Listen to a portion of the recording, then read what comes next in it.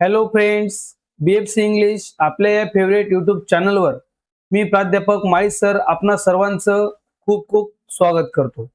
मित्रांनो, आपल्या आजच्या व्हिडिओच्या माध्यमातून आपण इयत्ता 6वीच्या पाठ्यपुस्तकातील पाठ 6वा राष्ट्रध्वज माझा अभिमान या पाठाचा संपूर्ण स्वाध्याय मित्रांनो अभ्यासणार आहोत.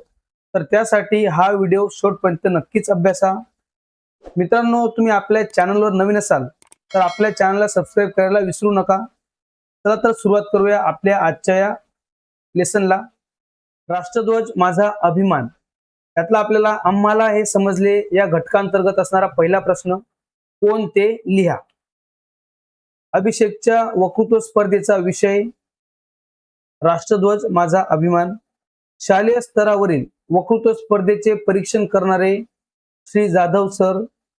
अभिषेकची वक्तृत्व स्पर्धेची तयारी करून घेणारे अभिषेकचे वडील. या प्रकारे हा प्रश्न मित्रांनो आपण पूर्ण केलेला आहे. दुसऱ्या प्रश्नाकडे. प्रश्न दुसरा, पाठातून तुम्हाला जाणवलेले अभिषेकचे गुण दिलेल्या चौकटीत लिहा. अभिषेक मधील गुण या ठिकाणी मित्रांनो या चौकटीमध्ये आपण लिहिणार आहोत. बघूया अभिषेक मधील गुण. मेहनती, आत्मविश्वासू, नम्रता, आज्ञाधारक, जिद्दी आणि समंजस्य. या प्रकारे अभिषेक मधील गुण मित्रांनो या ठिकाणी आपण लिहिणार आहोत. जाऊया आपल्या पुढच्या प्रश्नाकडे. आपला पुढील प्रश्न आहे प्रश्न तिसरा. 2 ते 3 वाक्यात उत्तरे लिहा. त्यातला पहिला प्रश्न अ. श्री जाधव सर यांनी वक्तृत्व स्पर्धेतील विद्यार्थ्यांना कोणते मार्गदर्शन केले? श्री जाधव सर म्हणाले की स्पर्धेतील सर्वच विद्यार्थ्यांनी सुंदर भाषणे केली आहेत, परंतु सर्वांमध्ये काही ना काही सुप्त गुण असतात आणि ते विकसित करण्यासाठी प्रत्येकाने भरपूर मेहनत घेतली पाहिजे. तसेच स्पर्धेत यश अपयश आले तरी इतरांनी नाराज होऊ नये असे मार्गदर्शन जाधव सर यांनी केले. हा क्वेश्चन बघा. अभिषेकचे भाषण उत्तम होण्यासाठी वडिलांनी काय केले? तर आपलं उत्तर या ठिकाणी असेल वडिलांनी राष्ट्रध्वज, राष्ट्रभक्ती, राष्ट्रीय सण व त्याचे महत्व या विषयांवर अनेक मुद्दे अभिषेकच्या भाषणात समाविष्ट केले. देशप्रेमींचा ज्वाज्वल्य इतिहास त्याला सांगितला. योग्य त्या ठिकाणी मार्गदर्शन केले आणि त्याच्याकडून भाषणाची उत्तम तयारी करून घेतली. प्रश्न ई. देशमुख सर मुलांना नेहमी काय सांगायचे?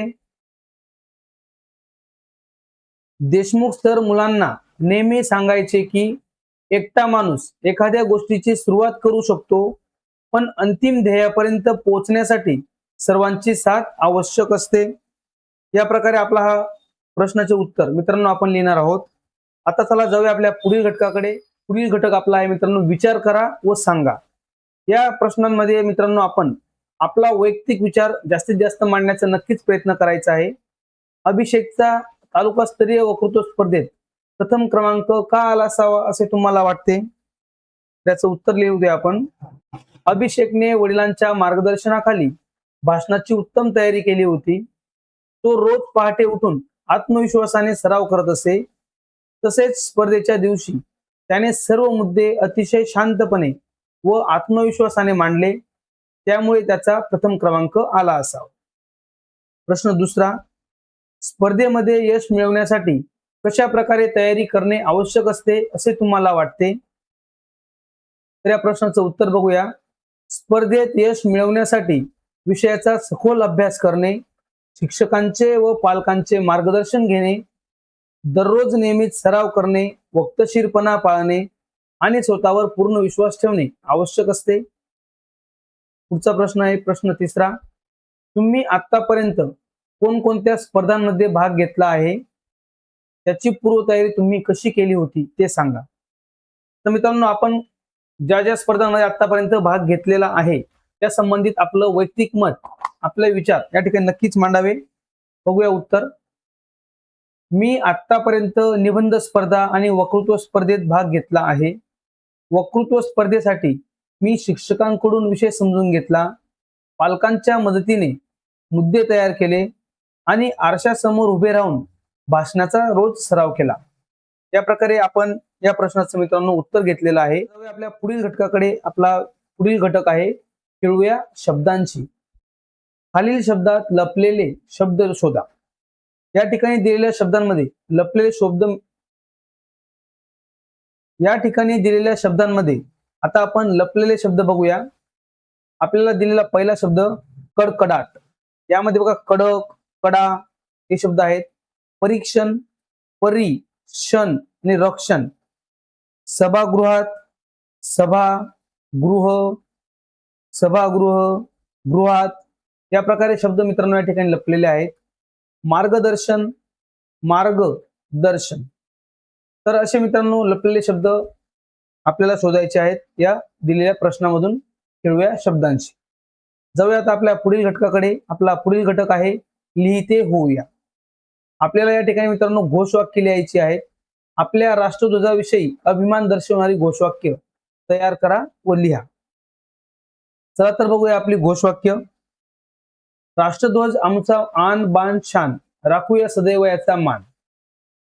तिरंगा आमचा उंच फडकेल, भारताची शान जगामध्ये वाढवेल.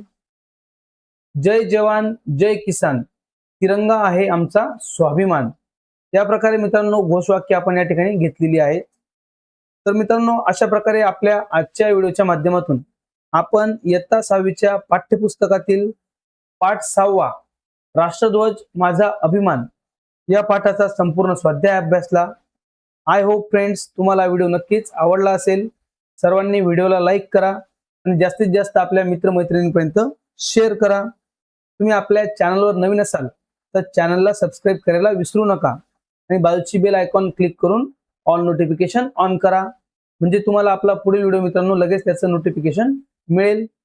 तर मित्रांनो चला भेटूया आपल्या पुढील व्हिडिओमध्ये. Thanks for watching this video friends. All the best. Bye.